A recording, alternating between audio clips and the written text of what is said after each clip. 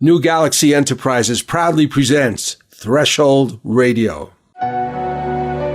This is Johnny Bluestar. Welcome to Threshold, a global media event.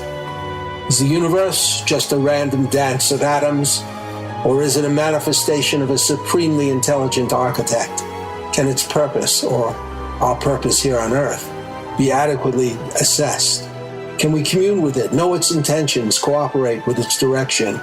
Here, we define threshold as a gateway state of awareness, allowing mankind to cross into a place of real cognition. Threshold allows us to approach questions of higher reality through the door of experience, rather than mere belief. Welcome to Threshold, where we tear away the veil from commercial media, bringing our audience and participants into another realm of reality and enhanced communication.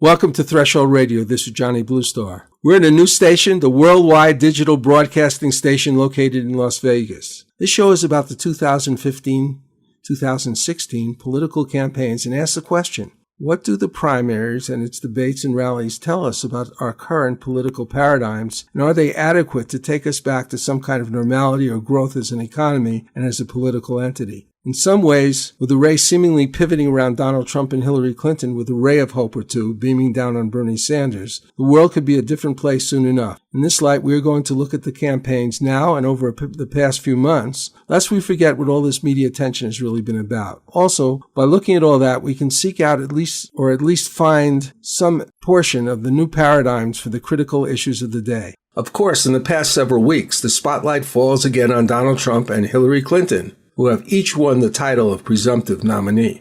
My guests today are Kenneth Eade and Sarah Westall. Ken Eade is an attorney, novelist, environmental and human rights activist who has already created two series of suspense thrillers, one legal and one political, which highlight the very core problems in our nation and in the global and political economic situation. In this show, which is somewhat current but also retrospective, I've determined that, like it or not, these campaigns reveal a great deal about the state of our nation, for better or for worse. What are your thoughts, Ken? Well, I think they have, Johnny. I think that in a way that this is a good thing because the people are upset because for so long the political crony system has been running everything in the country, and the benefits are just not trickling down. They're just staying at the top. And people are upset. The economy's bad. They're losing jobs, and I'm not sure if this circus atmosphere is going to get us to anything good at this point. But at least the on the one side, you see Bernie Sanders on the Democratic side and Donald Trump on the Republican side coming to such a point now, such a high point because of the same thing, because people are upset. My other guest, who's joined me a number of times in roundtable discussions with Ken, is Sarah Westall. Sarah, like Ken, has a deep commitment to real human rights and real democracy, but also, as her own radio program, Business Game Changer reveals, is a savvy commentator on disruptive business and technological events. Sarah, give us a thumbnail impression of your idea of the presidential primary campaigns we're about to discuss and your take on the implications for America. Well, I think we have so many important issues that need to be discussed. And the sad part is we're not really getting to the meat of the issues. We're discussing the same old lines. Like what Ken said, though, people are very angry and it is bubbling up and it's showing through. And so we're getting candidates that are hitting a nerve, but we still are getting caught in the same patterns of the Democrats accusing the Republicans of being racist and bigots because they know that work. And the Republicans, saying that all Democrats want are big government and they don't get it. And in the Clintons' case, they're just sticking on the fact because it works that she's a crook. And we're just missing out on dealing with the issues that are just so important to this country. And that's the fear that I have. Well, let's just out of a sense of ceremony, let's hear that very special recent announcement. Big news right now in the campaign. The Associated Press has just reported that Donald Trump has indeed reached the magic number that it takes to clinch the nomination. 1237 is what you need. Boy, we have talked about that number for months and months. Look at where the AP believes he is at right now. 1238. thanks to a small number of unbound delegates who told AP that when they get to that convention, they are with Donald Trump. Among them is Oklahoma GOP chairwoman Pam Pollard. So that's what you do. You get out there and you ask people, are you going to support Donald Trump? And in this case, enough of them have now said yes. Byron York rejoins us with this breaking news. You think about that moment, Byron, when he came down that escalator. And to be honest, most people did not take the whole thing too seriously, right? They did not predicted by very many people.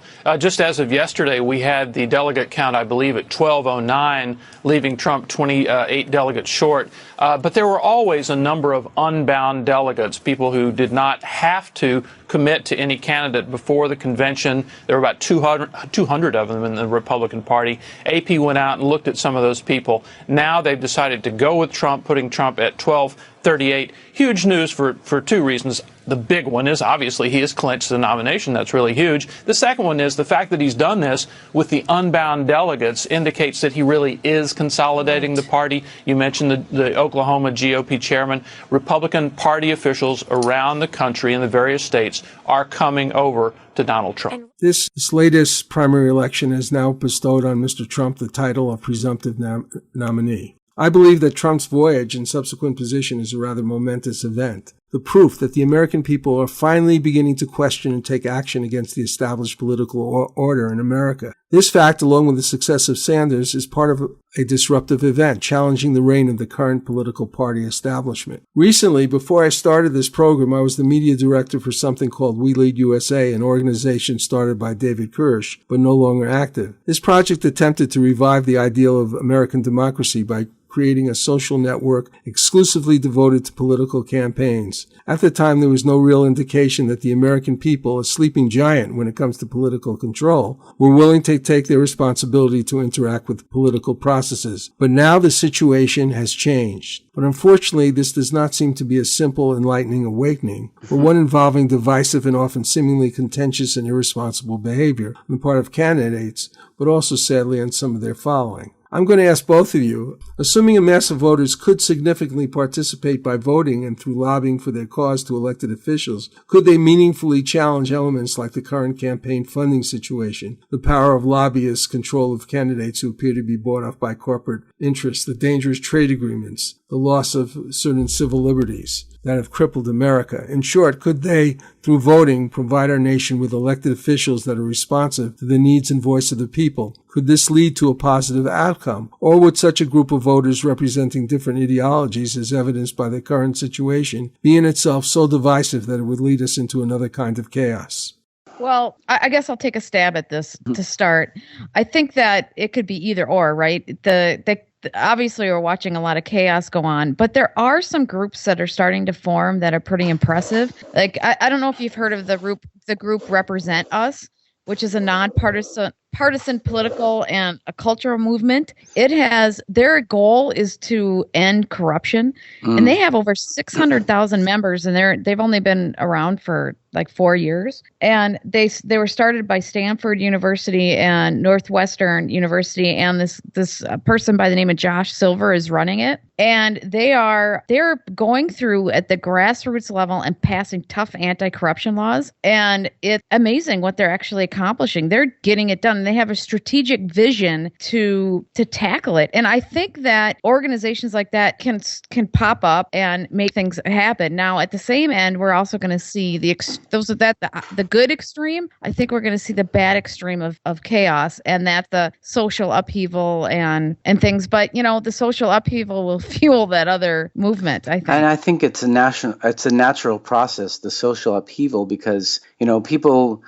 What Johnny's talking about is a social network organization. People are getting in tune to social networks now. People are getting information from the internet. Perhaps this could work, to our advantage, because at this point, before we had social networks, people were basically getting their information from the mainstream media, and we all know the problems that we have with the mainstream media. But I think one of the things that the people now are not focusing on, which they should be, is their local elected officials. Not by local, I mean on the federal level, their congressmen, their senators. Those are the people that are supposed to be representing them. and they're not in most cases. They're not. They're not. And that's what they're finding, is that no matter what you believe or want to do, it doesn't matter. It doesn't matter. They vote. Congress votes the way they want to vote. And you send them an email that, I don't agree with this. I don't agree with this. And there was one email where I sent, an email to my senator,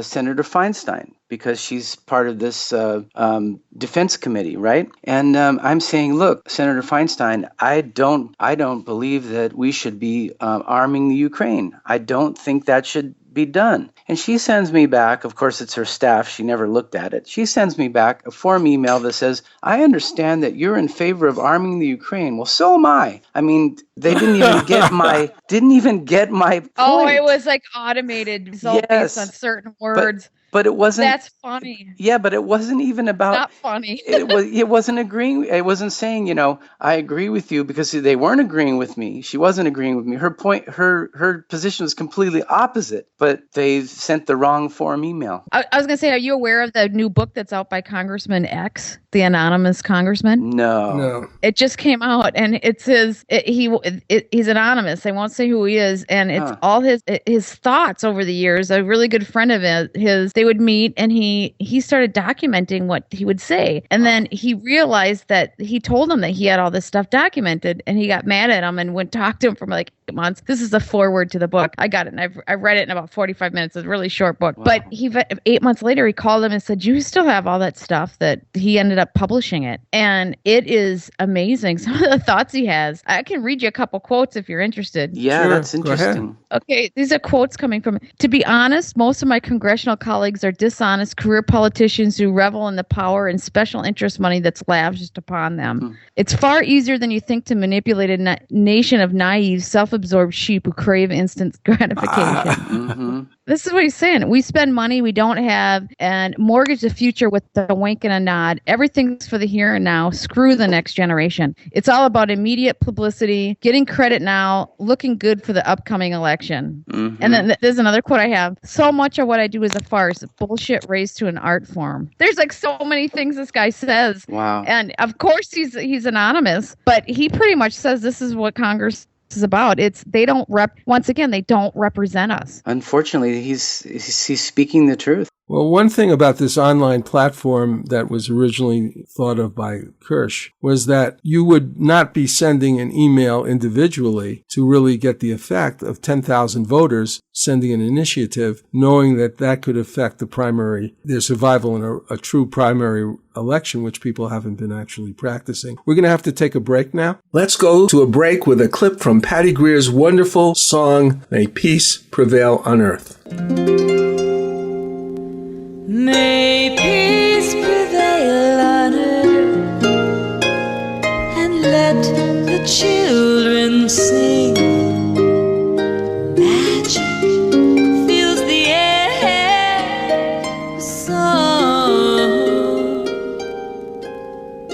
May peace be in our homes, a love that's very true.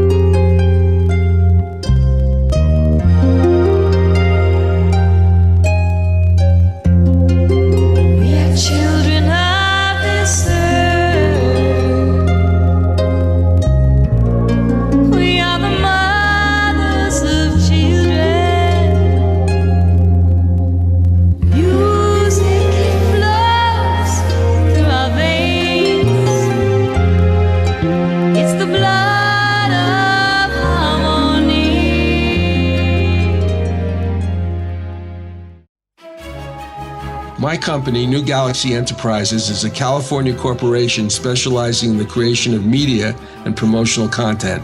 We are focused on original, innovative projects that are good for humanity. These projects could be nonfiction books or novels, fictional screenplays or documentary content, websites and website content, commercial advertising content for print, audio, or video products on the internet, television, or radio, musical scores for advertising, television, or film, video, audio editing, etc. We want to promote products and projects that support the environment, encourage a healthy experience in living, developing, nurturing, and useful technology, and offering platforms for positive, socially constructive entertainment or informative, transformative media. Our experience in creating a variety of products like this is rather vast, and we offer client-based and collaborative products, as well as the opportunity of active investors to join us in the creation and promotion of proprietary products, some of which are in latter stages of development. For more information, go to www.newgalaxyenterprises.com. That's www.newgalaxyenterprises.com.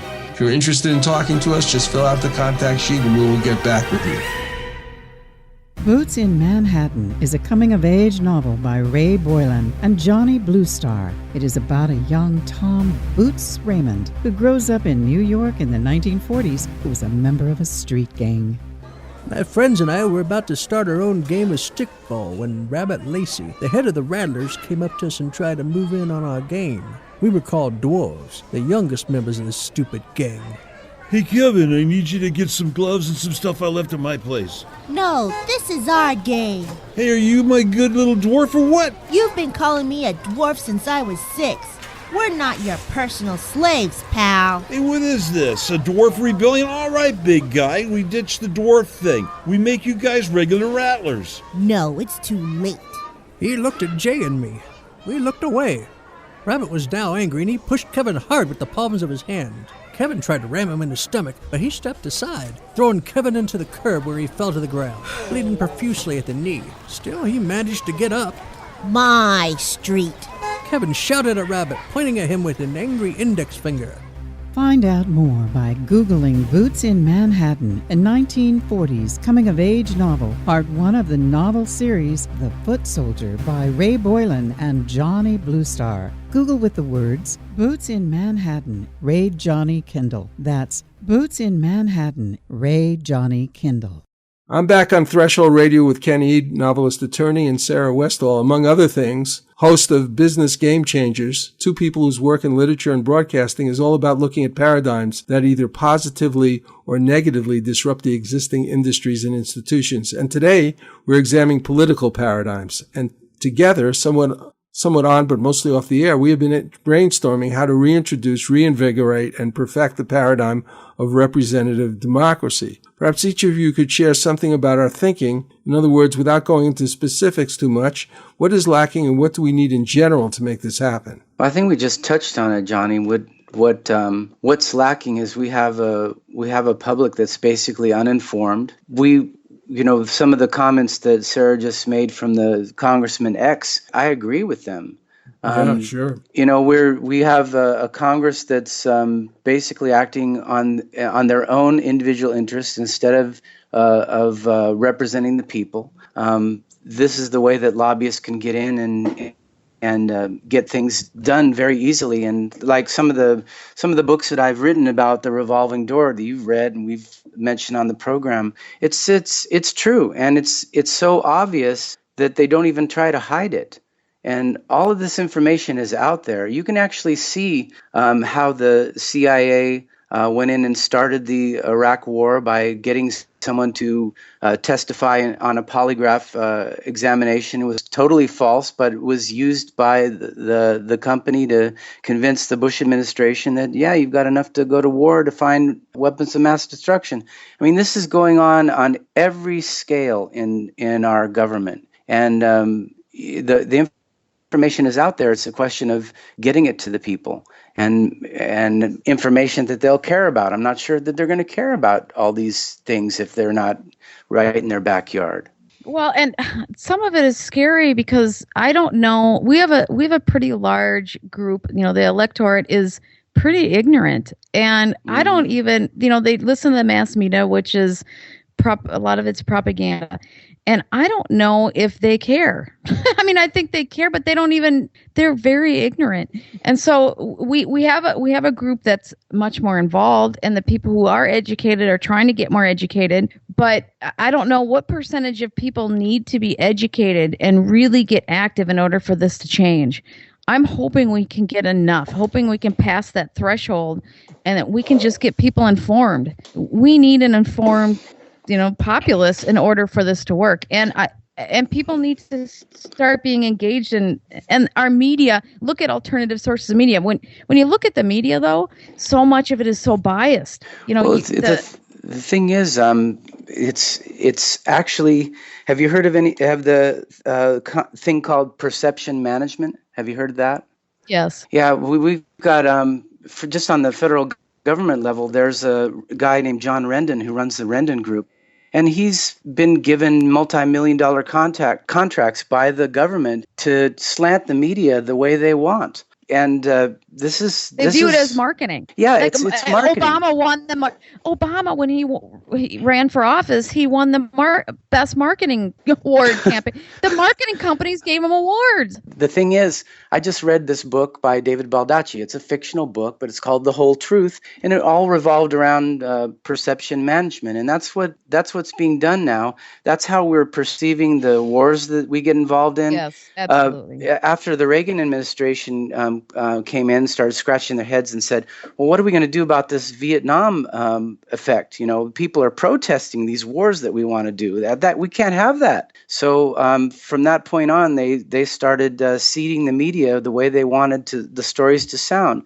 And that's the way that the people, get out there and they wave the flag and send our boys off to war, our boys and girls now off to wars that are absolutely have nothing to do with the United States. And it's not the people who own the military-industrial complex whose sons and daughters are dying. It's the regular people, the people that don't know what's going on. I want to kind of reiterate some of this and then get specific as to what to do. Like we were talking about, Jefferson warned we could not have a democracy without an informed citizenry. Yet he spoke at a time when there was very restricted level of suffrage, slavery, high value on property ownership by many states involved in determining criteria for voting.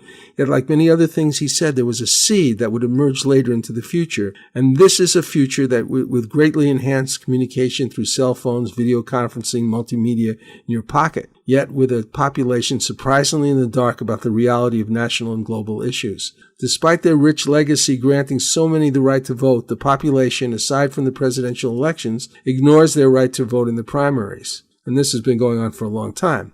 But even if they did, who would they vote for? Since many vote still strictly on party lines, think in a conditioned way, like we've been talking about, mind control of a form, relying on the ideas of their parents, schools, friends, and a controlled media. Many people are calling this now the matrix. What can we do to create some kind of platform? Now, this is what I'm asking you guys. What can we specifically do to create some kind of a platform that would not only allow them to politically interact, but to educate them so they can make the practical and ethical decisions demanded of them if they wish to be part of a serious and informed electorate? What would it look like? What would it be like? Well, I suppose that we would have to have a platform for people to be able to interact and actually create legislation that we can take to the local levels and let it trickle up. I think it's going to have to be something entertaining because people, it's going to have to be the Facebook of politics because people will not get involved in anything that's not entertaining. Their attention span is limited. Well, what about the Sanders experience? Are those people the same type of people who need to be entertained, or are they being entertained by their participation? Well, I think they're not. They're not obviously not the same kind of people, but I think on a general level, they probably need to be entertained as well. I don't think that all of a sudden people have decided, well, we better get serious about politics. They've just decided, well, we don't like the way things are. I'm mad as hell and I'm not going to take it anymore. That's what they're doing. They're going to their window, like in Network. They're opening it up. They're screaming out in the streets that they're mad as hell. But, as a practical matter, they have to take responsibility for themselves. And if they want to get something done, they found they have the right to vote finally. That's nice. I'm glad. But the right to vote brings responsibility. You have to inform yourself. What the hell are you voting for? Well, what do you do? What do you do when you are informed of the people you're voting for You have no and choice. you don't like it? Yeah. Like right now with the presidential campaign, the way it looks like it's going to hash out, I've got two people that I don't want to vote for either one of them. I'd like to check the box that says no. Well, in a social network that is designed as a political empowerment tool, you'd think that people would start looking for candidates and people would raise their hands, which might not otherwise raise their hands because they're now involved in a group of people that are not necessarily a formal party, but partisans for, certain objectives that they agree with. And so I think the problem is you have to have so much money to run. Well, for president, even for Congress, they spend so much of their time raising money, and that's the problem. A lot of people don't want to do that. Not if you're a reality TV star. Well, if you're a celebrity, then you have a leg You have a lot right? of power, yeah. You have a lot of. We see that with Donald Trump. I mean, he hasn't spent the same amount of money that another presidential candidate, like Carter, said. He said the problem with the presidency, and he said exactly what you said, Sarah, is the problem with the presidential campaigns. You got to raise at least $500 million to even have a chance. To even get your foot in the door. Yeah, but I mean, Jeb Bush had that, and he didn't even get his foot in the door, did he? No, it's just so many people don't want to even put their name in the hat if that's what's going to happen. And then in the process, you're going to just get creamed. I think it's encouraging, though, that Bernie Sanders has proven that you can go out there and put together basically a grassroots campaign funding movement and make it work. I mean, he's talking about $27 average contribution. That's pretty amazing. I mean, compared to most candidates who are taking these bribes basically from huge corporations like Hillary Clinton. Well, that's why I like that group Represent Us, because they have specific legislation to deal with all these things and how to cut back on how to make it so that third-party candidates can actually run, how to make it so that the money in politics is not as important, how to change it so that independent people come up. You know how they do the party or the lines on the different areas of so that they can keep the congressman essentially, 85%, 90% of the time the incumbents win anyways. Nobody ever votes them out of office. They should be getting voted out of office. They should be, and their term should be limited. But I mean, I like Johnny's idea about a citizens' right foundation, because it's kind of like, the way I see the concept is kind of like the Facebook of politics. We've got millions of people sitting on Instagram and Facebook watching cat videos all day when they could be watching something that's important. Well, and I think that's what's missing is even this other organization, they're just going after corruption. But who's talking, and this is what I talked about at the beginning, who's talking about these serious, real issues that we have? Nobody. It's not. Yeah, no Nobody. one. Now see, it's so easy to call names now at each other and go back, and we've actually gone one step lower than we usually are with politics. Now they're not even having the courtesy to be polite to each other. They're just screaming at each other. Well, they're managing perception is what they're doing. They really are. They have a strategy on how they want people to think about the other candidate, and they're not even talking about issues. They're managing perception. You're right. That's the whole deal. One of the points of this platform is to not only be a forum for discussion, but a media center which people can actually control by bringing in interesting articles and videos and so forth, but also by creating their own media. And that was one of the purposes of this original idea, which is to help people be isolated in a positive way from all the static that's going on, all that white noise. Well, it's gonna have to be multimedia driven, because that's what drives people now. Yeah, that's definitely. That's what people get all their ideas from now, is the videos and pictures and images that they see on social media. I think, in my opinion. I agree with that absolutely, and that's because those things have a value too. they're not just trivial, but they do need to be supported by other types of, if you're going to do legislation and you're going to write initiatives, you also have to have that side there, because you can't just send a video to your congressman. You can't just tell people about legislation. You got to make a funny video. You got to have the equivalent of Bill Nye the Science Guy for politics. Well, I'm going to take a break now, and we'll be right back. Thank you. Here's a clip of the great Patricia Welch with a song featured in her 3-set CD album, Great Entertainment, Cocktails, Dinner, and Dessert with Patricia.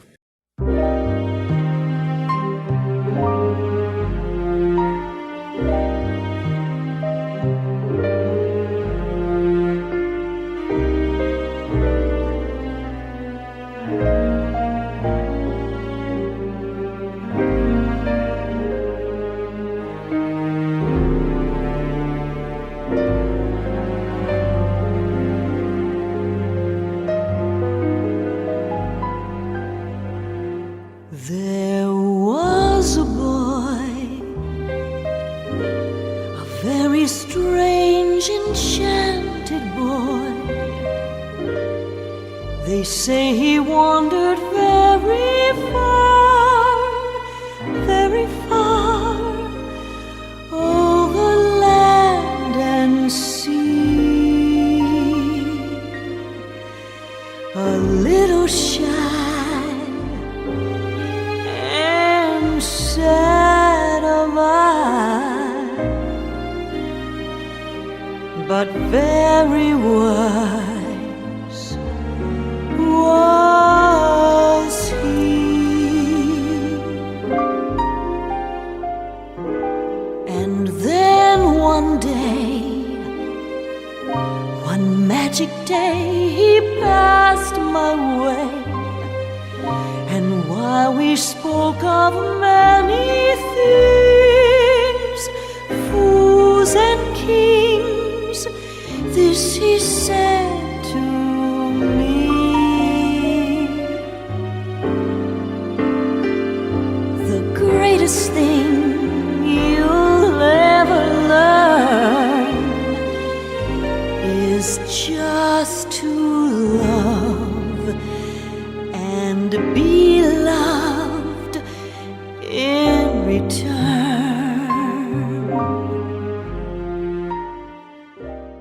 This is Johnny Bluestar. I've worked as a lyricist with Patricia Welch for over 5 years, along with Russian composer Edgar Ahrens, a friend and colleague.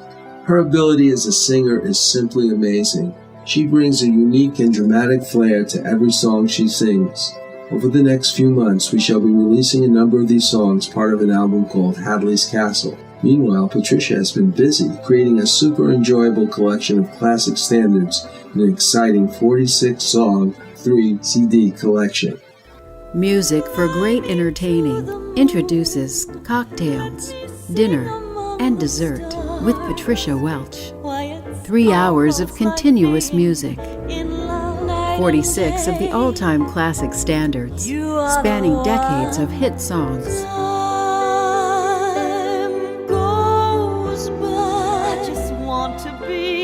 Going to a friend's home for dinner? Cocktails, Dinner, and Dessert with Patricia also makes the perfect hostess gift.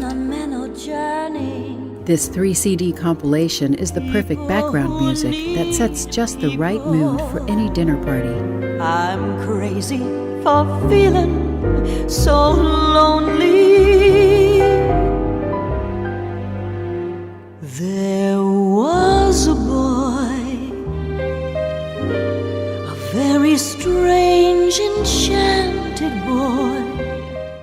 To purchase this album, just go to patriciawelch.com/CD. That is patriciawelch.com/CD. You won't be disappointed.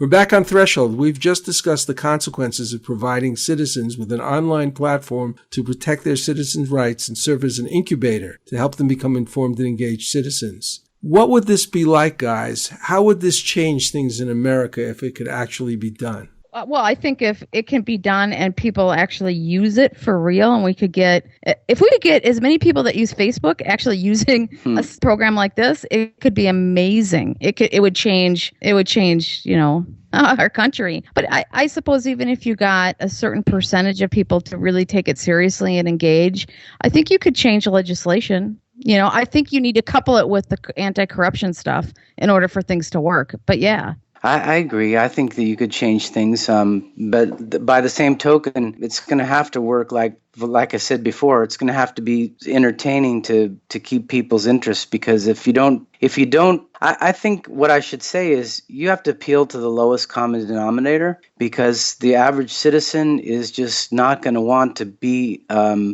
looking at or listening to political stuff all day long. It's going to have to be something entertaining. What's the lowest common denominator? God, who knows? I mean, just throwing that out there. What people are looking at on Facebook right now, for example, the most popular videos. I mean, when I started marketing my books, I was looking around and how do you get something go viral on YouTube? And I saw this video where it said, well, it's very simple. You just do this. And it was a guy that just cracked eggs all over his kitchen, and he got like 6 million hits.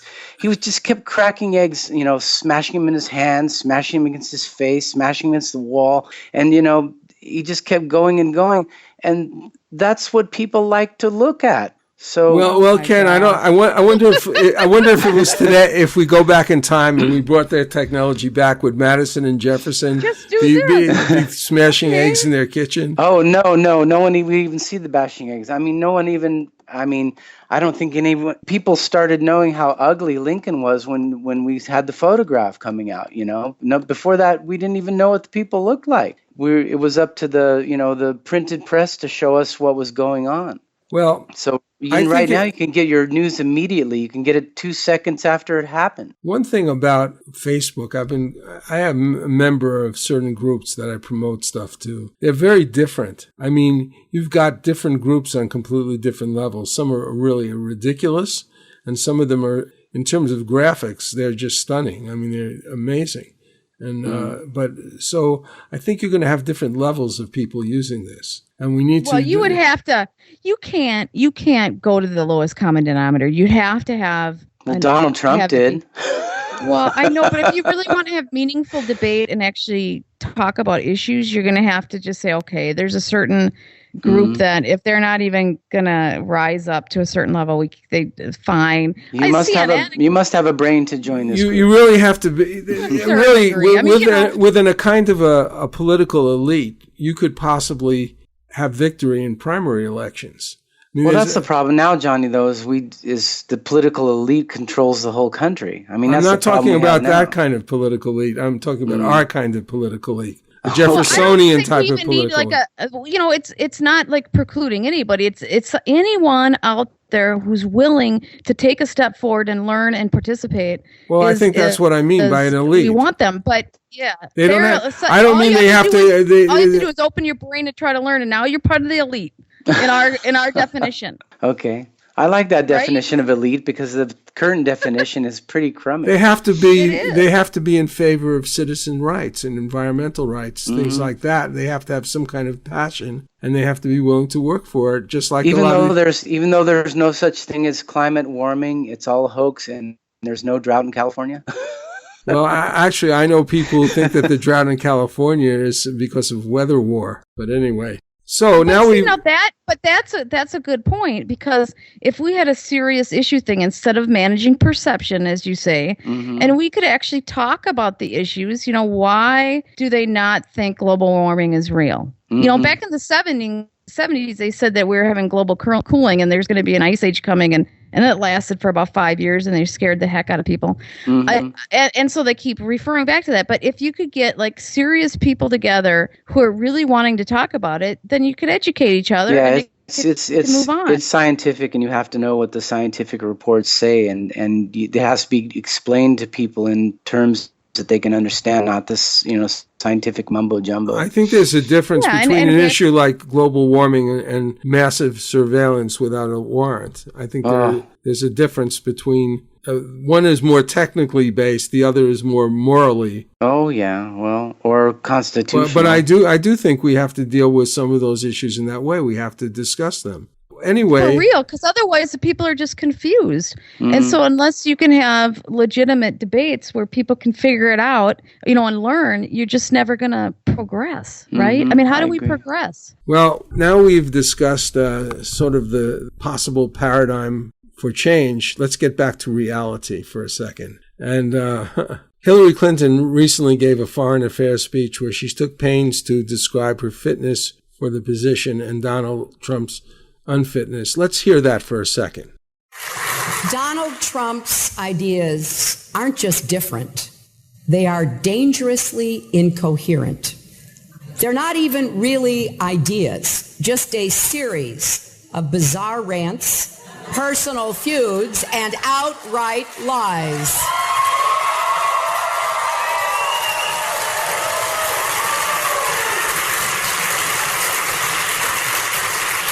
He is not just unprepared. He is temperamentally unfit to hold an office that requires knowledge, stability, and immense responsibility.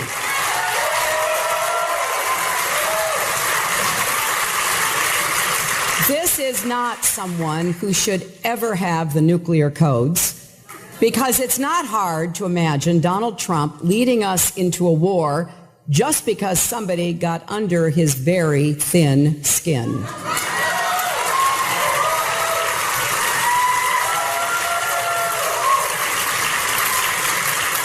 We cannot put the security of our children and grandchildren in Donald Trump's hands. We cannot let him roll the dice with America. This is a man who said that more countries should have nuclear weapons, including Saudi Arabia. This is someone who has threatened to abandon our allies in NATO, the countries that work with us to root out terrorists abroad before they strike us at home. He believes we can treat the U.S. economy like one of his casinos and default on our debts to the rest of the world, which would cause an economic catastrophe far worse than anything we experienced in 2008.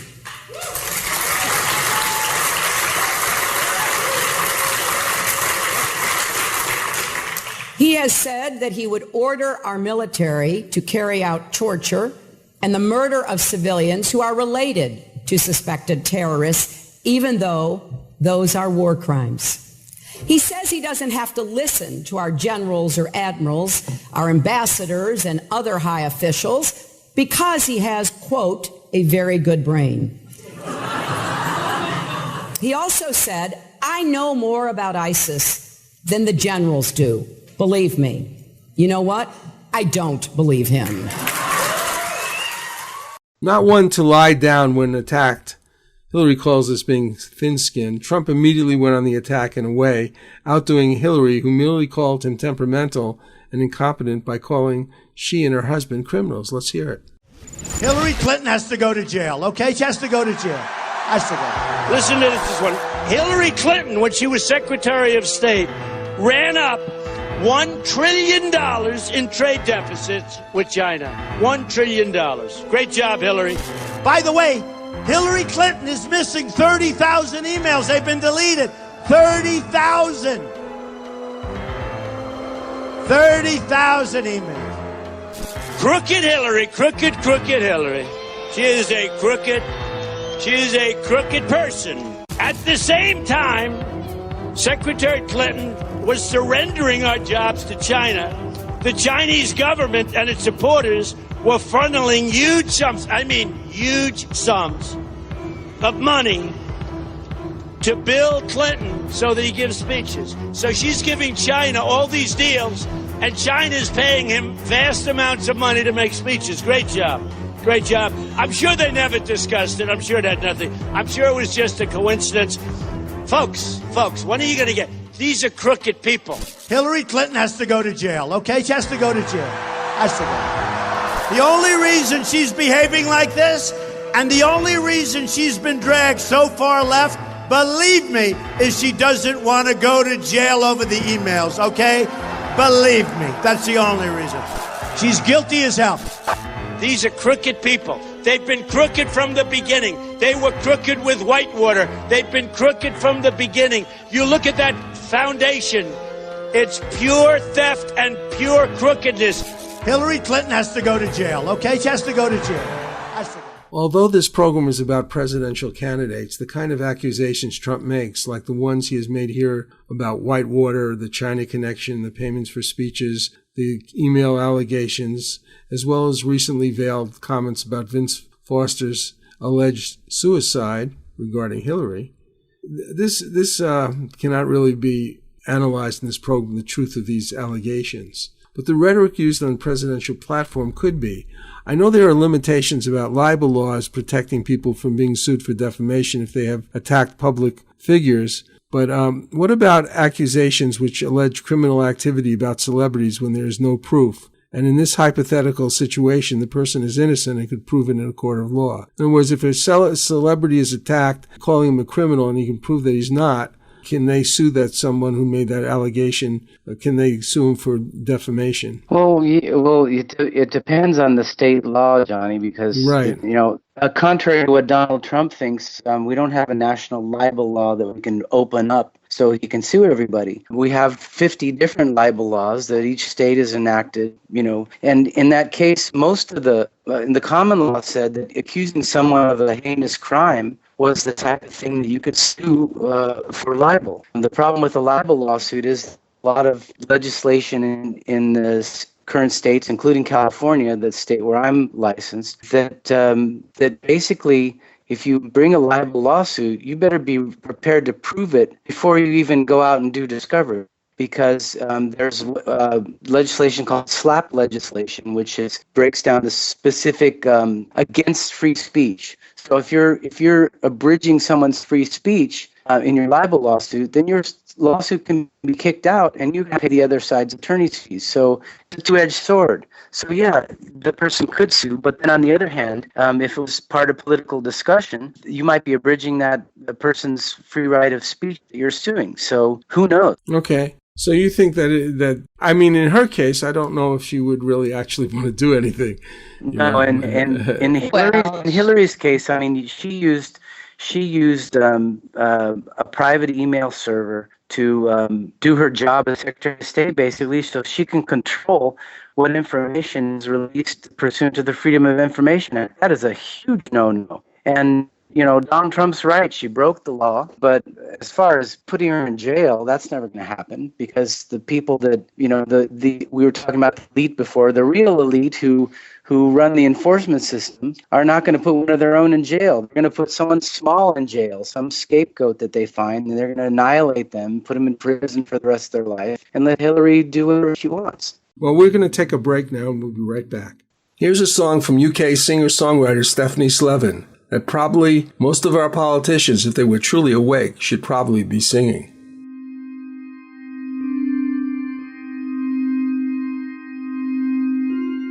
You have been there for me all along. You were right, I was wrong. I was so weak and you were strong. And I'm sorry, I'm sorry.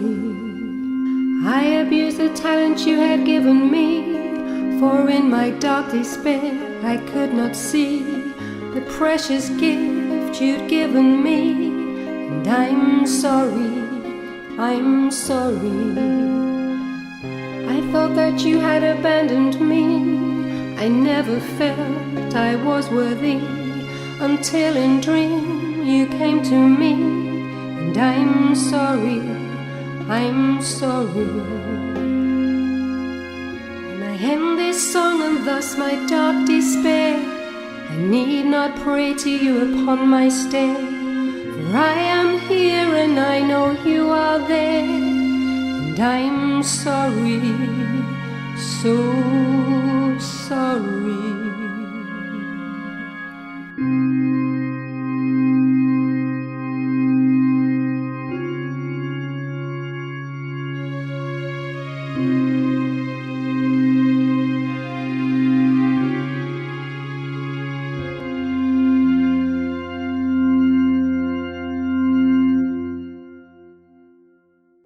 New Galaxy Enterprises is a media company specializing in wide-ranging content like novels, nonfiction books, screenplays, commercial advertising, web content, etc. One of our most esteemed providers is illustrator Robert W. Zalo. I work on all my most important projects like book covers, logos, web design elements with Robert. As an illustrator, he worked on the Ignatz-nominated comic book, The Expert's Guide to Killing Things That Go Bump in the Night. His skills encompass advertising, magazine illustrations, gaming, comic books, TV production, and scenic painting. His clients include Comcast, Adelphia, Haven Talent, ForceWorks, High Octane Theater, Star Creative Advertising. If you wish to contact Robert, go to JohnnyBlueStar.com and let me know. That's JohnnyBlueStar.com. For artist, illustrator Robert Zalo, an essential component of all the work we do. Maybe he can help you too. It is the 15th century. El Tesoro de Cielo, a Spanish treasure ship, sends a scouting expedition to a strange island. Golden statues surrounding them prove the enormity of their find. Suddenly, hordes of ghoulish creatures with scaly green flesh and skeletal wings descend upon them from the sky. What do you think of this, Rufio? These creatures are fragile, Captain. We can take them with our swords. They seem supernatural. Who knows what powers they possess? Fallen angels, weakened by their treason. My God! Are you saying they're Nephilim, the devil's host? I'm saying, whatever they are, we can take them. Do any of you cowards dare join me? Up against sharp knife-like nails and hideous fangs, the men's swords rip into slimy green flesh. Though black blood pours copiously from their half-naked bodies, the creatures miraculously persist. Can the crew survive this bloody, cursed battle? Find out more by Googling The Thrice Born, a new sci-fi supernatural novel by Carlos Lopez Avery and Johnny Bluestar. Google with the words Carlos Johnny Kendall, The Thrice Born. That's Carlos Johnny Kendall, The Thrice Born. We're back with Ken Eade and Sarah Westall. Looking over the elections, do you feel, at least on the Republican side, that there is a certain comic element that overshadows the possibility of serious dialogue? Because I'm really finding it to be, when I listen to some of the things that we're listening to now, I truly find some of it to be hilarious. Yeah, well, like we said before, if it wasn't so serious, it would be funny, but you just can't help it because it just strikes the funny bone. Yeah. And I think what you were saying about things need to be entertaining to grab the people, I think Trump is really... He's a master. He's a master. He really is good at this, whatever he's doing. His vocabulary is really limited, but he really does have a command of speeches, yeah. Well, he's actually very well educated, but I think it's because he's been in the construction industry and they have a different culture. He talks their language, I guess. He talks their language, I think, but he's a very well educated individual. Hard to believe. You wouldn't know, but he really is. But I mean, who actually took the test and everything? Did his father send someone in to take the test? Well, here's one of the problems I have on a serious side. It's the timing of the response, how long you get to talk. What kind of modifications would you suggest for the timing of the responses to questions? Should the candidates have more time to answer? I don't think they're going to have enough time. I mean, you're only going to get these sound bites no matter what on this type of a level. Well, I don't even know if they want it, because they're trying to do, like you were saying, I'm going to keep using that word that you use, perception management. Mm-hmm. Their whole goal, this is a big marketing campaign. They're in a game. Yeah.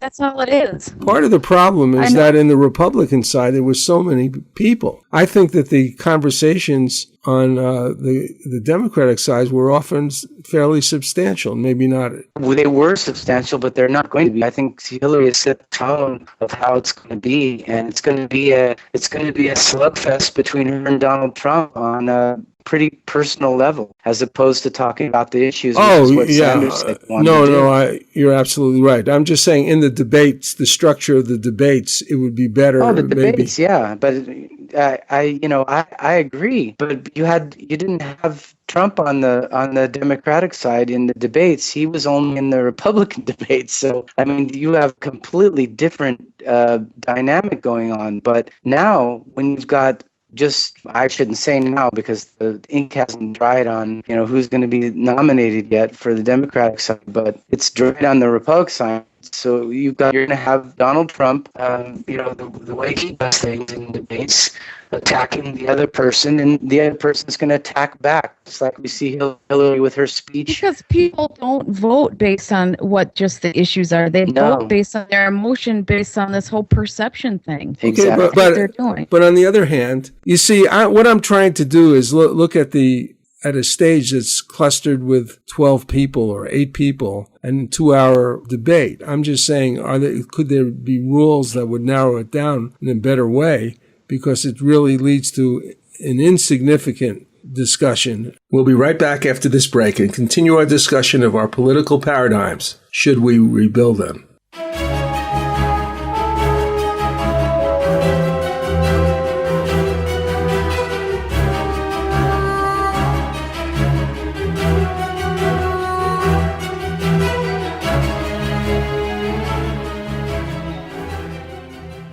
New Galaxy Enterprises proudly presents Threshold Radio.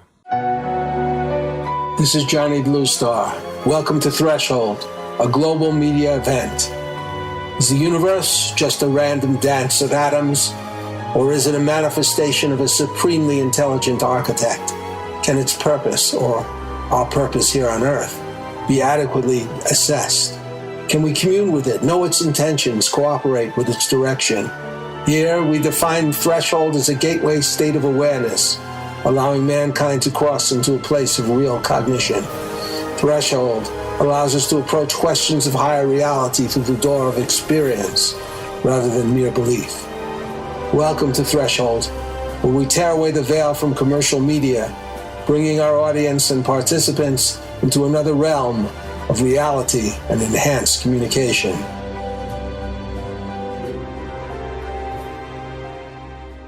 Back on Threshold with Ken Eade and Sarah Westall. We just finished talking about the serious comments and allegations Clinton and Sanders had thrown at each other. But there's another phenomenon I truly would like to understand, and that's the reaction of Republicans to winning the election. There's no doubt that no one has exceeded Donald Trump in saying nasty things about everyone. Yet it is interesting to see how former candidates and former opposition in the Republican Party now begin to accept him despite his consistent and relentless personal attacks against the press, his opposition, and members of his own party. As our first example, let's take presidential candidate Chris Christie, who was attacked by Trump when he was surging in the polls for the New Hampshire primary.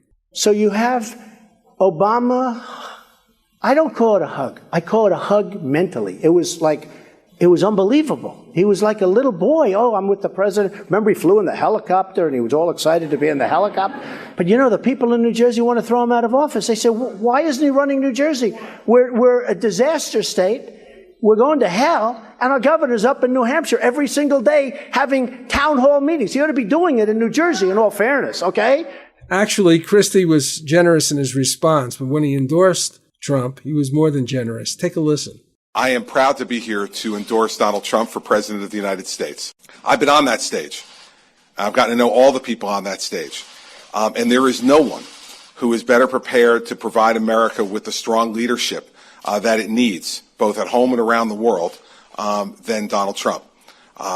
He is, looking at the 5 people on that stage last night, the clear standout, and the person who will do exactly what needs to be done to make America a leader around the world again. He'll provide strong, unequivocal leadership. He will do what needs to be done to protect the American people, first and foremost, both in the homeland and in creating jobs for this country. And he will make sure that people around the world know that America keeps its word again. Donald Trump is someone who, when he makes a promise, he keeps it. I've experienced that over my long friendship with him. And what the American people and our allies around the world are going to understand is that Donald Trump is someone who keeps his word, and that means America will keep its word again. How do you look at this endorsement, given the level at which Christie was insulted and handled by Trump during the campaign? Is this simply a cold political tactic embellished with false sentiment, or is this real? Well, I think it's a cold political tactic. You see, when he was attacked, I think he just it's a game.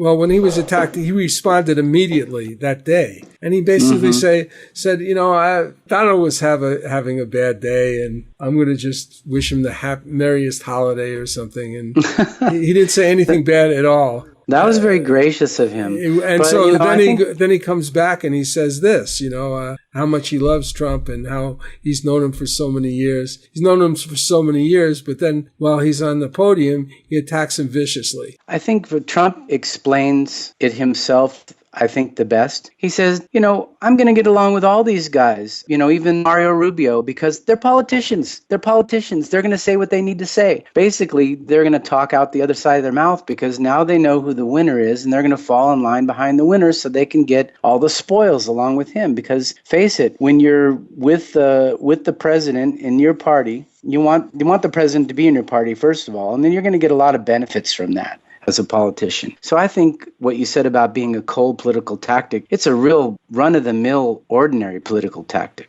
We see it all the time. Well, I have to agree with you. Well, I think they know it's a game. Yeah. Well, I think it's a game, and I don't know if they take it all that personally. I think they take some of the stuff personally, but I think that's the game they're playing. Yep, but they're playing it a little bit more brutally. Right? They're playing it a little more brutally than before, I think. Yeah, they are. I mean, I thought it was brutal before, but now it just comes to the point of being ridiculous. Everybody takes. Well, yeah, and the problem is that the public takes it seriously, even if they're not. Well, I want to go on with another example.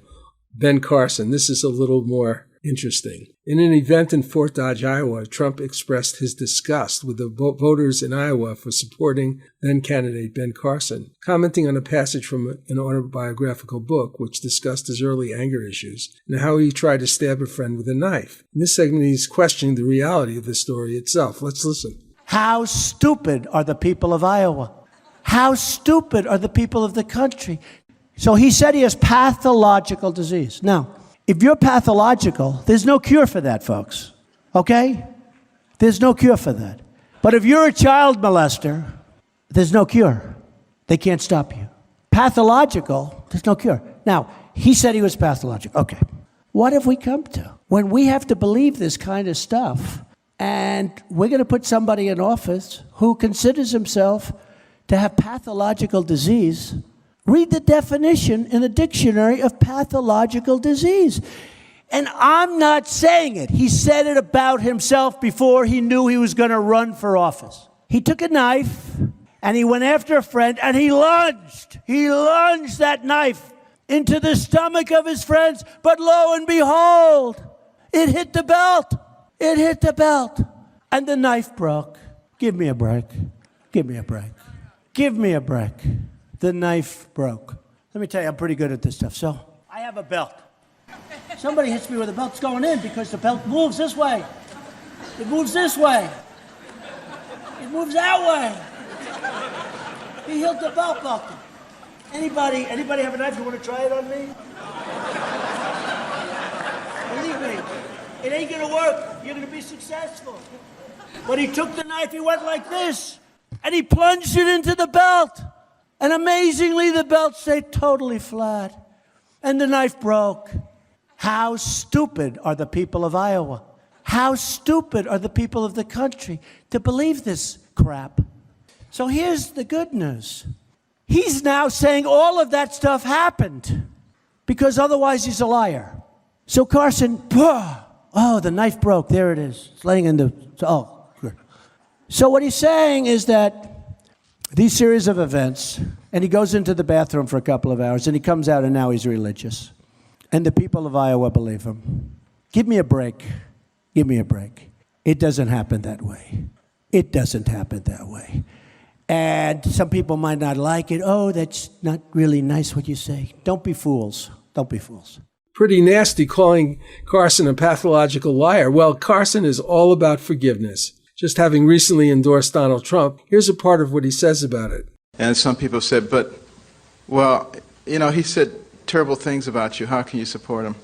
Well, first of all, we buried the hatchet. That was political stuff. That happens in American politics.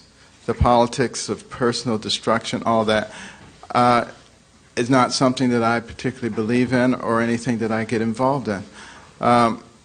But I do recognize that it is a part of the process. We move on because it's not about me. It's not about Mr. Trump.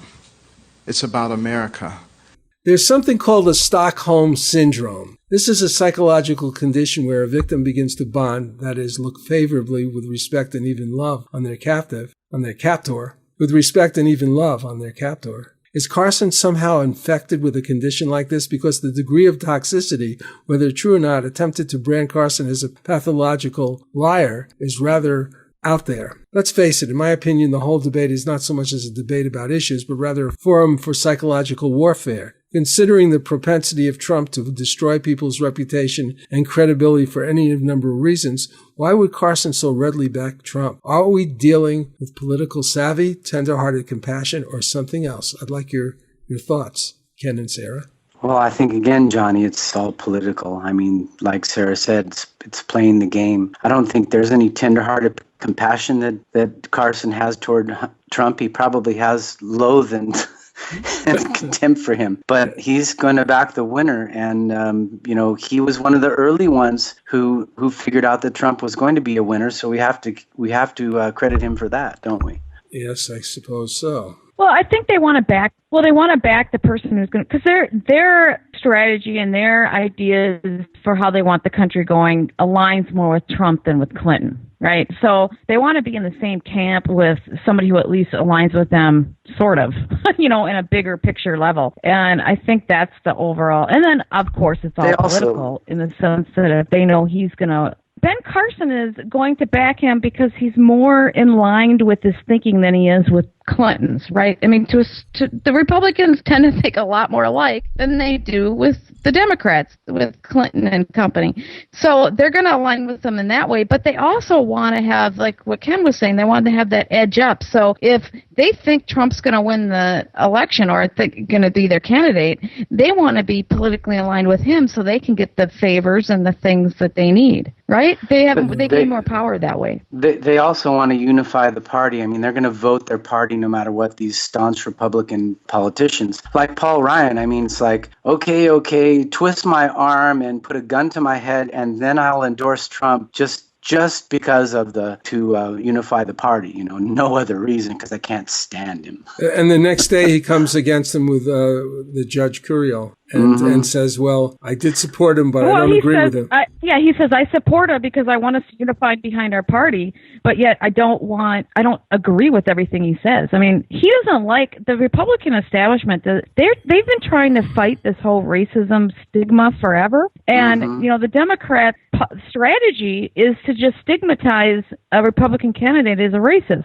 And so all these ideas that they have for policies get lumped in with racism. So they know it works. And so if you believe that just because you have policy ideas that are aligned with Republicans doesn't mean you're a racist. I mean, there's so many ideas. If you're from an economic standpoint, how you would run the country does not align necessarily with racism. But Democrats know it works strategically. So a lot of the Republican leadership, they hate that. They've been working on changing that, and then now they get this candidate that is a racist. It says all these things, and he wants to torture people. He wants to deport by people. David Duke. Well, I don't know what I think. This is the classic line for Trump.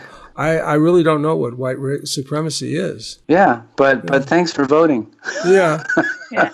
Hey, listen, we'll be right back. Here's a clip of an instrumental by my friend and colleague, Russian composer Edgar Ahrens. It's called "I'll Go With You."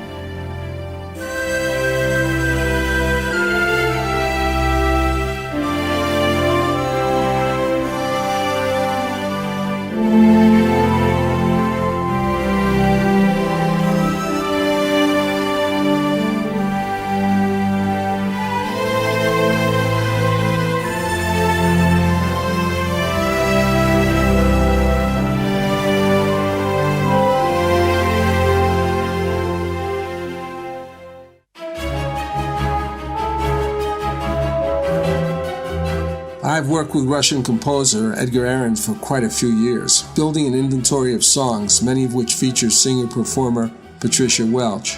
We will soon be releasing these songs, components of an album and a musical in progress called Hadley's Castle. When Edgar and I first got together, I was amazed by the brilliance of his musical scores created for movies, TVs, and animations. Here is a sample of the work he did on the Russian TV series, available now on Amazon, called The Secret Agent's Memoir, which had 2 seasons. This score is called Escape and was created for the first season.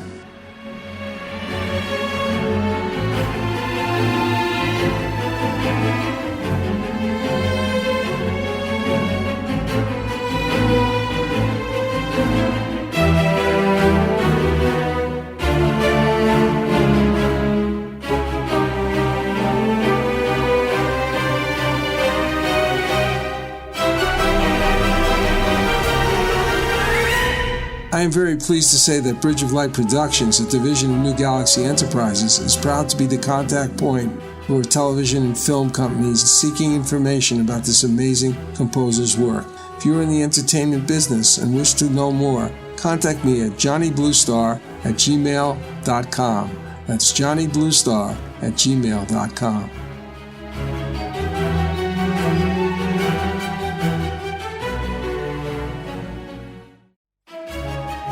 My company, New Galaxy Enterprises, is a California corporation specializing in the creation of media and promotional content. We are focused on original, innovative projects that are good for humanity. These projects could be nonfiction books or novels, fictional screenplays or documentary content, websites and website content, commercial advertising content for print, audio, or video products on the internet, television, or radio, musical scores for advertising, television or film, video, audio editing, etc. We want to promote products and projects that support the environment, encourage a healthy experience in living, developing, nurturing, and useful technology, and offering platforms for positive, socially constructive entertainment or informative, transformative media. Our experience in creating a variety of products like this is rather vast, and we offer client-based and collaborative products, as well as the opportunity of active investors to join us in the creation and promotion of proprietary products, some of which are in latter stages of development. For more information, go to www.newgalaxyenterprises.com. That's www.newgalaxyenterprises.com. If you're interested in talking to us, just fill out the contact sheet and we will get back with you. We're back with Ken Eade and Sarah Westall discussing the extraordinary presidential primary debates of 2015-2016. We've already seen how claims of criminality and corruption have been advanced against Hillary Clinton by Trump. These have included a vague but suggestive referral to the Vince Foster alleged suicide, Whitewater, the email sent from our server from Hillary's bathroom, and her relationship while Senator and Secretary of State with the Clinton Foundation. Of these, Sanders has recently acknowledged his concern over her relationship with the Clinton Foundation while active in government. But now, in an issue revolving Trump University, Hillary has another weapon in her arsenal. Let's take a brief look at these allegations. In the following exchange, Lindsay Janis introduces the Attorney General of New York in regards to his lawsuit involving Trump University. The New York Attorney General says Trump appeared in advertisements for the school making false promises. He called the operation one of the most blatant, quote, scams his office has seen. He's fired dozens of candidates on his TV show, The Apprentice. You're fired, you're fired, you're fired. But now the Donald himself is under fire for videos like this, allegedly promising to teach people his secrets, but then not delivering.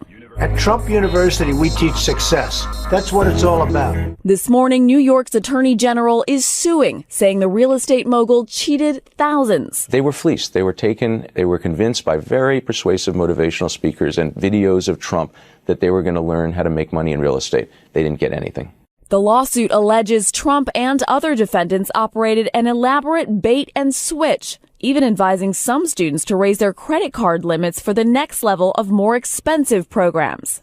How serious is this politically? I'm speaking here about the allegation of fraud and the possible loss of the case, either in court or in the public eye. What do you guys think? I think that they're picking up on anything they can and then making it a big deal. The problem with businesses is you're always going to have issues like that in a business, right? Anybody who runs a company you're going to have a certain amount of problems with certain customers. I don't know if Trump really had issues or not, but it would be so unlikely for him not to have people like this come out of the woodwork. Every business has problems like that. You could pick any business in this country and there would be lots of people who would dislike them and claim that there is all these problems. Oh, yeah. There's always grievances and there's always lawsuits. It's like part of doing business. Well, I read some of the stuff that he was presenting, and I was not very happy with it. It just seemed sort of like cheap multi-level propaganda. But I don't know. I didn't know. I wasn't inside of it. So it just wasn't. It was really geared to, as everything else, to bolster the sales through his reputation and through the relationship you'd have with this master of real estate. Yeah. Well, in terms of Trump taking this case, he didn't take it lying down. Here's a clip from CNN where the host questions Katrina Pearson, the national spokesperson for the Trump campaign, defends Trump's response to the judge responsible for adjudicating the Trump University case. As you know, there have been questions about Trump University.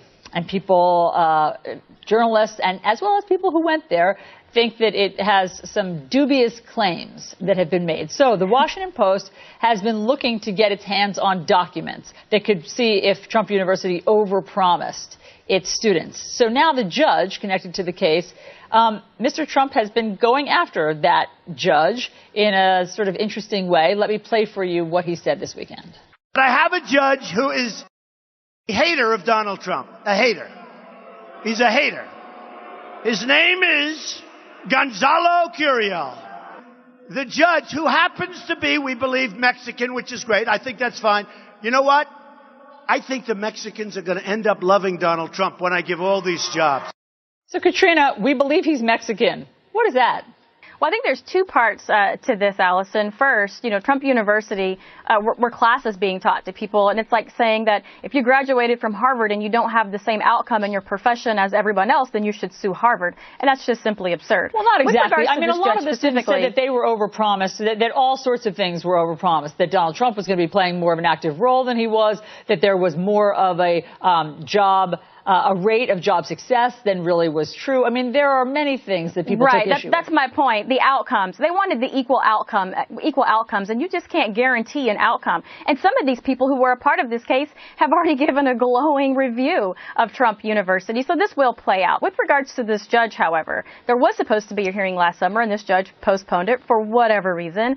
But I think what's really interesting about this particular judge, as Mr. Trump refers to him as a Trump hater, is he even mentions on his judicial questionnaire that he was a La Raza Lawyers Association member. This is an organization that has been out there organizing these anti-Trump protesters with the Mexican flags. They are pushing it. These signs have been very apparent. And so Mr. Trump is just stating the obvious. But this judge isn't Mexican. He was born here. He's American. No, I'm not saying he's Mexican. What I'm saying is the reason he's pointing this out is because La Raza is tied to. But why is Mr. Trump saying he's Mexican? He says we believe. But what's the point of that? Why is he going after an ethnicity? What's the point? Well, it's because what we see outside of these rallies, these anti-Trump rallies, these criminal rallies, these criminal protesters who are out there defacing property and attacking police officers, doing so under the guise of an anti-Trump protest with their Mexican flags and La Raza, and this judge is connected to that. Before we discuss this exciting new episode, let's hear the following clip where Fox host Megyn Kelly disputes Katrina Pearson's claim about the Judge Curiel's connection to La Raza. In this clip, she speaks to Ben Shapiro. Now Trump supporter and attorney David Wohl and Ben Shapiro, former Breitbart News editor-at-large and editor-in-chief now at dailywire.com. Good to see you both. So that allegation by Katrina Pearson is wrong, and I just want to correct the record. La Raza Lawyers Association is completely different from the group that's organizing the anti-Trump protests, which is National Council on La Raza. They are not affiliated, and they are not the same. That was an error by Katrina. Having said that, I'll ask you, Ben, about the appropriateness of going after a sitting federal court judge and mentioning the fact that, quote, he is Mexican, also wrong, he is American. he is not Mexican. No, he was born in Indiana, but this is typical Trump. Again, it's not a surprise that Trump is going after people he feels victimize him. This is sort of what he does. But to go after the judge on the basis of his ethnicity is a little bit bizarre, given the fact, again, that his ethnicity really has nothing to do with the case. And it demonstrates once again that for Trump, who has plenty of grounds to go after this judge, by the way, the fact that he's an Obama appointee, as you heard mentioned by Trump, the fact that he has relations with groups that Trump finds unpleasant, all those are fine. But to go after his ethnicity just demonstrates that for Trump, there's some sort of bizarre connection between the ethnicity of the person and the ideology the person must hold. I don't know why him being a Mexican would even be relevant to the conversation, especially when he's not from Mexico and his parents are Mexican. David? What are your thoughts? I think that it's completely inappropriate for a presidential candidate to be, first of all, to be ridiculing a judge. Second of all, to be talking about a case where, where he's attacking a jurist in a case that's being adjudicated. And thirdly, for attacking his ethnicity, which has absolutely nothing to do with anything. I think that's the worst part. And I think it's just inappropriate for a candidate to be doing that. Well, I think it's more of the same, right? He just speaks out of line and he messes it up. I mean, he's not talking like he should. He's saying stupid things, and he's also revealing who he really is. I mean, the first thing that comes out of his mouth is usually if someone's Mexican or if it's Muslims or if it's blacks or anything. I mean, the issue just pops right out of his mouth, and then he tries to backpedal and hide it. But I mean, he can't hide the fact that he's probably a racist. Well, when he talked about the judge, he said, "Well, and the judge is a Mexican. Oh, I love the Mexican people, yeah, that's and okay. they're going to love me." It's all right. Yeah. You're allowed to be Mexican, and you can get his love. This guy was a Mexican. There was a guy at his rally who happened to be black, and he was holding up a pro-Trump sign to shield his eyes from the sun. He didn't come there as one of the disciples. He came there to honestly find out what was going on. And Trump singled him right out and said, "Oh, there's my African American." And, really? And the guy came out in a statement and said, "Look, I'm not a Trump supporter. I was just there because I wanted to hear what was going on." And if he would have said something like, "What's up, dog?" I would have really been offended, And that's the thing about him. He's not politically incorrect. He's just politically bad. Well, he's ignorant. He's ignorant, because he thinks that's the way to connect with them. And but the thing is, that's really how a lot of people are. They're I think he's trying in a lot of ways, but I just think he's ignorant to that. That is what racism is. When that's your stereotype, and he doesn't understand, and a lot of people don't understand. So they get offended that he's being called racist because they think, they just don't understand. It's an ignorance, I think, in this country, and I think a lot of people are trying, but they just don't get it. And there's a lot of paradigms that are entrenched in our thinking, and I don't know. I think it goes way back, and there's a lot of work that still has to be done. I mean, it was not too long ago where we had segregated bathrooms and black people had to sit in the back of the bus. So he probably remembers that because he was alive my dad was alive during that era. He grew up in the South. He remembers that. A Patriots Act is a Brent Marks legal thriller written by Kenneth Eade, a novelist and attorney appearing today and often on Threshold Radio.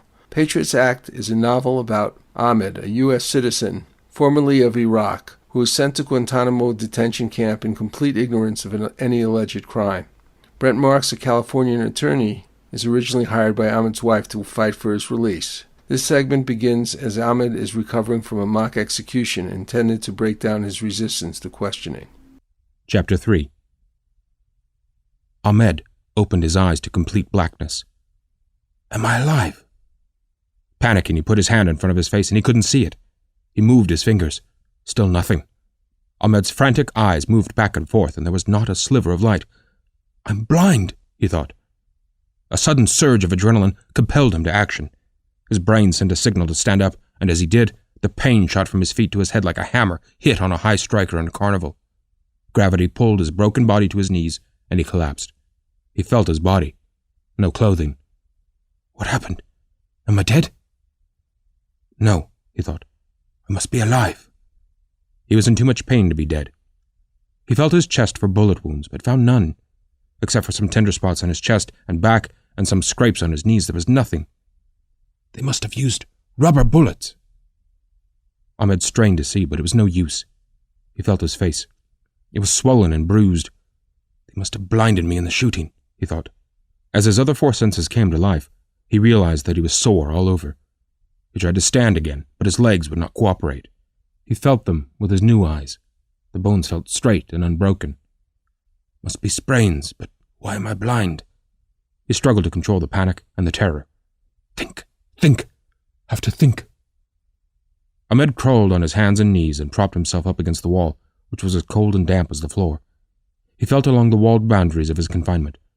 1, 2, 3, 4, 5, 6, about 7 feet in one direction. 1, 2, 3, 4, about 5 feet in the other direction. Next, he negotiated the circumference on his hands and knees. How did he get himself into this mess? From his cozy home in Santa Barbara to the battered and occupied Baghdad to this. His brother Sabine needed his help, so he went. It was as simple as that. The next events were a blur to him. The raid, his capture. Now he was in some kind of military prison. Since his capture, Ahmed had been stripped naked, cavity searched, shaved bald, beaten, kicked and spat on. And then the mock execution. It made his current confinement in this dark cage somewhat of a relief, not at all what it was designed for. The walls were as cold as a headstone. He felt around them until he came to a steel door. He thought of his wife, Catherine. She must know he was missing by now. But even if he was to be rescued, what good is a blind husband? An accountant by trade, there was no way he could work with figures as a blind man. He would be a complete burden on the entire family. The best thing to do is to kill myself, he thought. He had some life insurance, and wondered if it would pay off in the event of his suicide. The time passed, but Ahmed had no way of measuring it. How long have I been like this? Ahmed concentrated on his other senses, but there was no input save the sound of the pounding of his own heart. His mouth was as dry as a slab of jerky, so he tried to wet his broken lips with his tongue. In despair, he dropped to the floor. Lying there on his back, he rubbed his eyes, and suddenly, he saw tiny stars above him in the blackness. Light! I can see light! The tiny stars spread out in a geometric pattern like symbols in a matrix. This can't be stars. They're not random. Ahmed's accountant's brain analyzed the patterns of light, but then they turned into eyes, angrily staring at him. Stop! Stop! Please! Somebody help me! Then the eyes pulled back to reveal a miniature firing squad with their rifles trained on Ahmed. He heard the blast of the rifles, almost in slow motion, and felt the bullets ripping through his flesh as his brain switched off. Let's focus for a moment on the consequences of Trump's statements on the spirit and tenor of the campaign. Following the proposed deportation order to Mexicans and his proposed ban on Muslims coming to America, there started to be more disruptions in Trump's rallies. The amount of disruption and problems, if tracked carefully, could take a whole program. One of them concerned a Muslim woman who gave this touching interview with CNN's Don Lemon after being publicly escorted out of one of Trump's rallies. I have this sincere belief that if people get to know each other one-on-one, that they'll stop being afraid of each other, and we'll be able to get rid of all this hate in the world, literally. So that was really my goal, was to let people see that Muslims are not that scary. The people around me were lovely. There was people who were very nice. They were sharing their popcorn. It was very nice people all around me, the people I had conversations with. But then what happened when the crowd got this like hateful crowd mentality, as I was being escorted, it was really quite telling of and a vivid example of what happens when you start using this hateful rhetoric and how it can incite a crowd where moments ago were very kind to me. Actually, one woman reached over and shook my hand and said, "I'm so sorry this is happening to you." Yeah. So you said that you wanted to show people at the rally that, Muslims are just like you, but some people would say, why would you even go and put yourself in that position, Rose, to be around those people?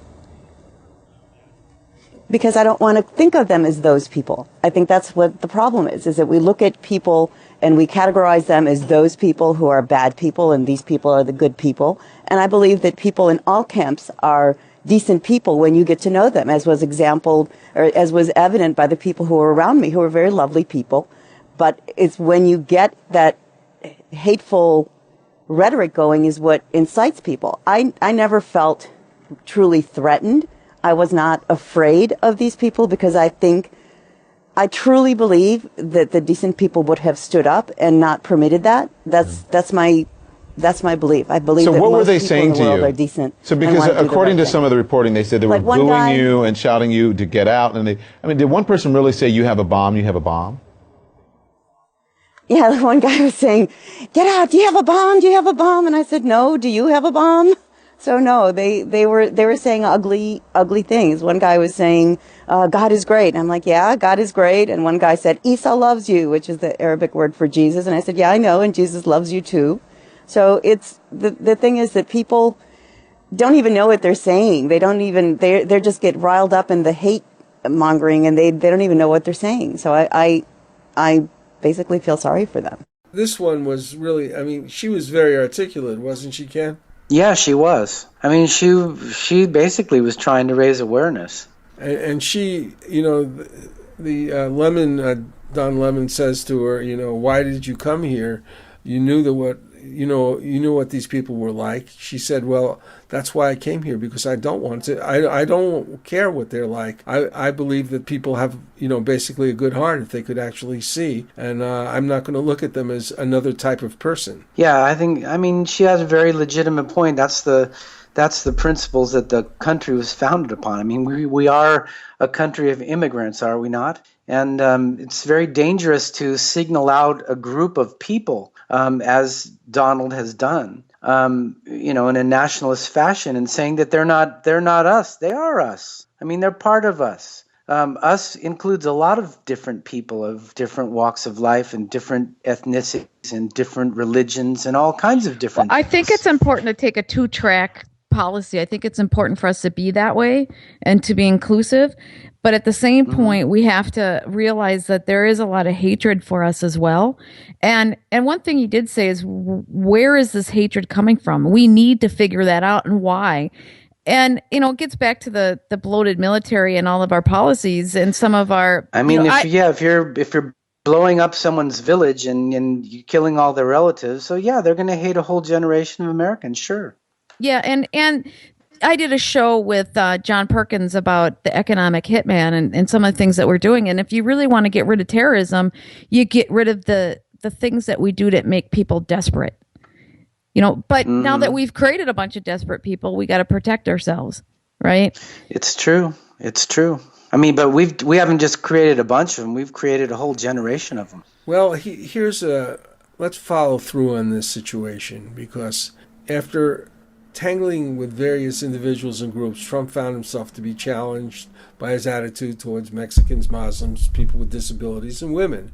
In February, while in Las Vegas, while watching a protester from the podium being led to security, he said, "I'd like to punch him in the face. I love the old days. When they used to give guys like this, what they used to do to guys like this when they did this sort of thing, they'd be carried out on a stretcher, folks." At another occasion, supporters were told to knock the crap out of any protesters, tried to pummel him with tomatoes, and promised to pay for legal fees. Back in February, a rally was canceled after protesters and Trump followers clashed in Chicago. At one point, a 78-year-old man was arrested for sucker punching a reporter. At first, Trump said he would pay for the legal fees, then backtracked. At the end of March, Donald Trump's manager, Corey Lewandowski, was charged with simple battery against reporter Michelle Fields. Reporters were often referred to as absolute scum and the most dishonest people, and they're kept in fenced-off pens and are asked to stay there during the rally. Going back to November, a CNN reporter left the press pen to report on the situation in the crowd and was threatened by Lewandowski to go back to the pen or he'd pull all his credentials. Lewandowski told Hope Gray, one of Trump's reporters, to tell the errant reporter to get back in the pen or he'll be effing blacklisted. Although Trump denies his involvement and talks about his rallies as being essentially love fests, what does his behavior and those of his followers say about the true nature of his campaign? And what about the behavior of these other campaigns, Cruz, Clinton, and Sanders? This is what I was saying before, Johnny, is If you want to be the president, you have to act like the president. You have to know that there's people out there that are going to disagree with your point of view, and you can't just brand them as liars and say that you're going to punch them in the face and you advocate violence. I mean, it is not something that you can advocate, and yet he's doing that. Well, I think it's dangerous to advocate for it. The problem is that he's doing it more openly. The other ones are doing it behind the scenes. It's really ugly. Yeah. You know, it is. The only person that probably isn't really doing it is Sanders, but his people are, and, you know, his followers are. So it's ugly all around. It's important, though, that he behaves more appropriately because people will follow that behavior. He's got to behave in a presidential manner, even though he's just a candidate. That's what I think.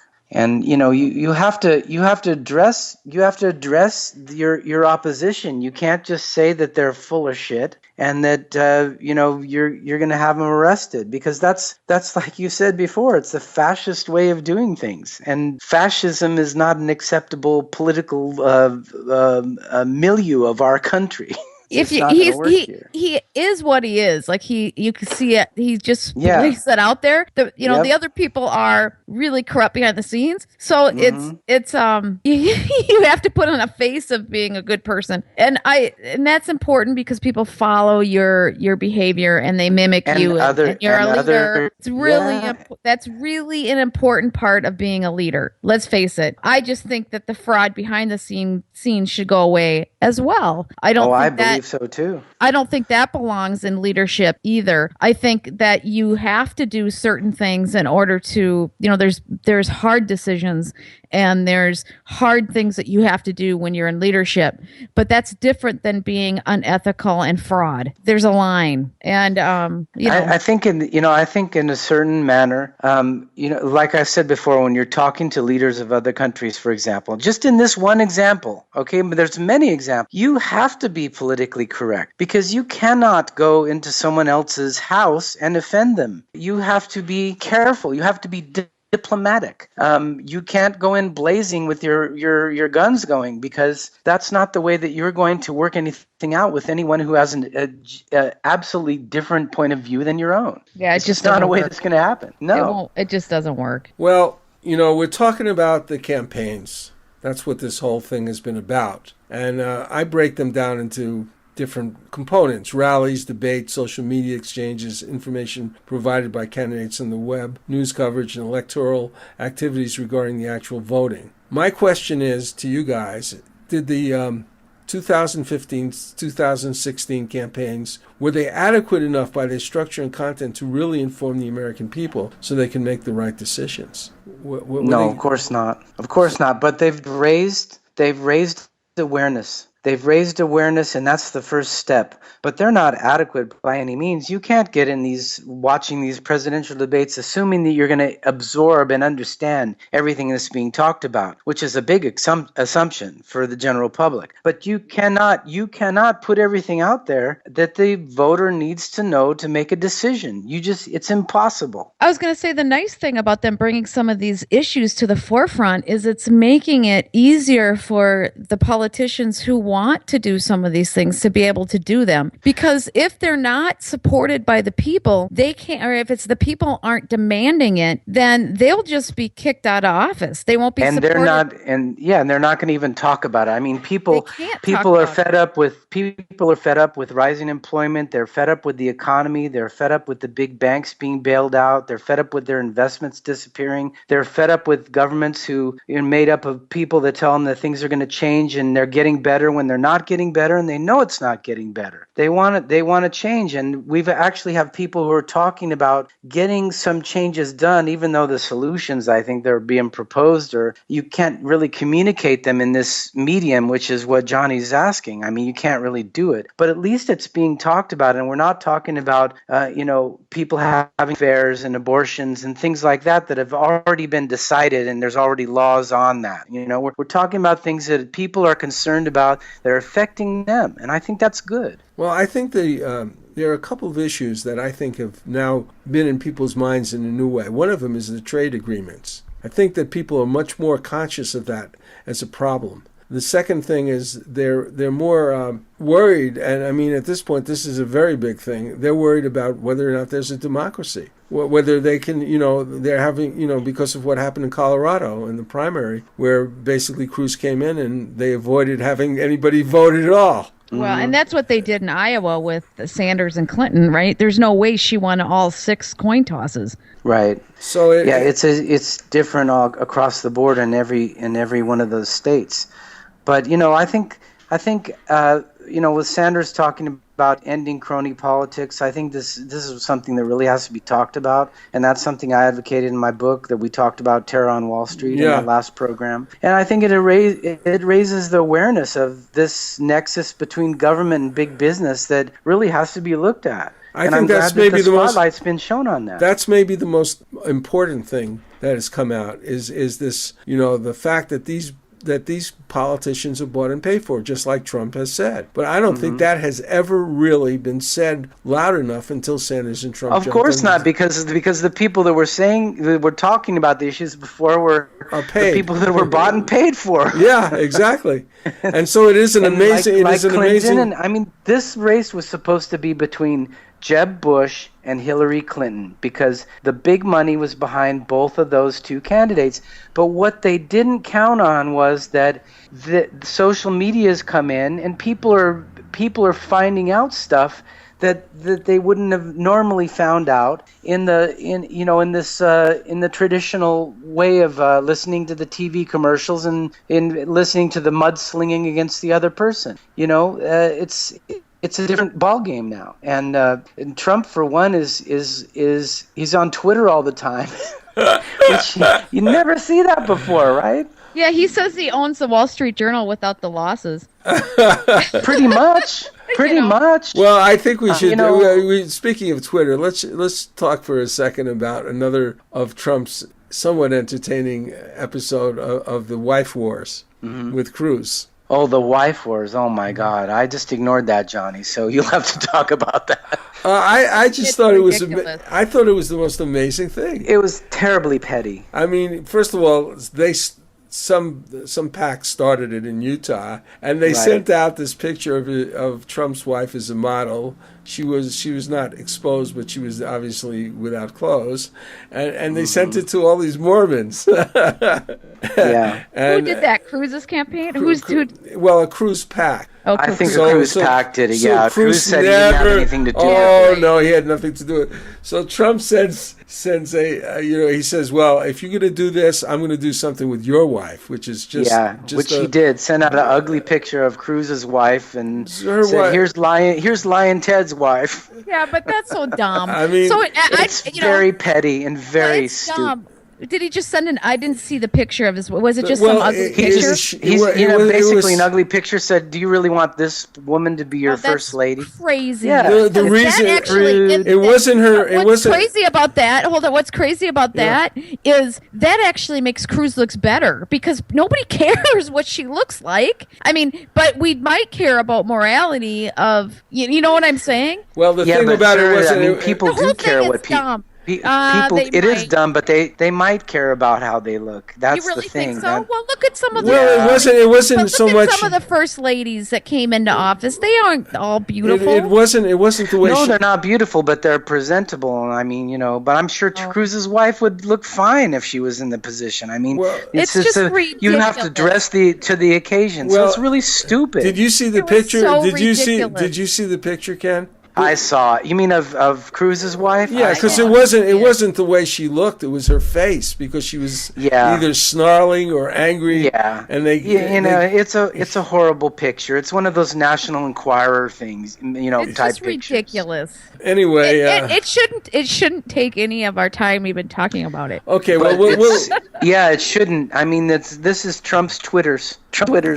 I think it should be a new reality TV show. Well, I think all that does is point that I'm going to give you my what do you call it? What I think the forecast of what I think is going to happen. I think it's going to be Clinton against Trump, and I think Clinton's going to win. Yes. Yeah, I think you're right. I think so. Unfortunately, really. Unfortunately. Because one thing that he's called her, she has a very, very debatable background in a lot of different ways, and she's tied to the cronyism. She's bought and paid for, like you said, Johnny. Yeah. But that's what's going to happen. And but you know what? Next time around, in another 4 years, maybe the same thing won't happen, or maybe it's going to be 8 years. But I think it's going to shift. I think now people are mad as hell, and they're not going to take it anymore, and that's not going to change. Well, and I think having all this stuff out there, maybe it'll allow politicians to be able to do stuff. And I think so. And that's what we need to have happen. I'm going to tell you, I like having a change up of having a female in office. I like that. I just wish there wasn't all that baggage that came with it. Yeah, I think a lot of people like that. But I think she's more of an institution than her own person. Yeah, if she was her own person, she could come in and be this, symbol that would show to the rest of the world that yes, we can have an Angela Merkel, we can have we can have a woman in charge of the country. And someone was talking to me yesterday, an Italian person, about the United States, and what makes them different is that there's a lot more women in a lot higher places in business in the United States than there is in, for example, Italy. And and I think that's good. And I think that why not in government? Why not?